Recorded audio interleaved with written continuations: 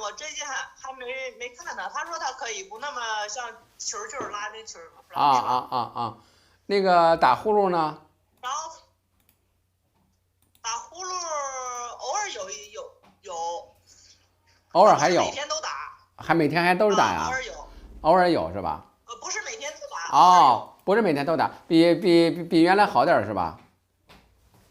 比原来好一些，然后饭量大了。饭量大了是吧？脸色也好一点了，我看见了。是，饭量大了，脸色好一点。脸色好了，能吃点了。晚上睡觉睡得安稳吗？睡觉可以。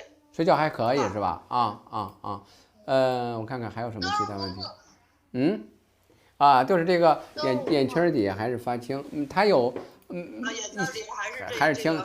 现在还有过敏的情况吗？没有吧？不过敏。大便现在不干了是吧？大便不像以前那样干了，以前那个就是像枣核一样的一个，就是拉出来都是分的。来过来伸舌头我看看。一个粒儿一个粒儿的那种。伸舌头。特别干。伸舌头。伸舌头。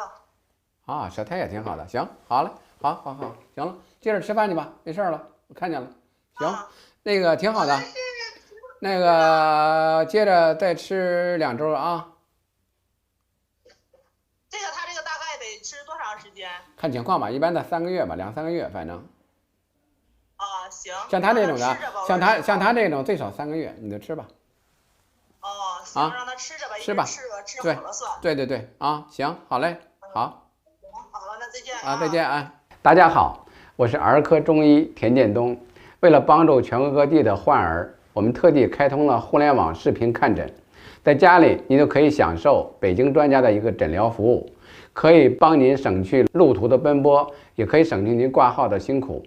您有儿科方面的问题，请私信或者留言，我会及时回复大家，请您关注我，谢谢大家。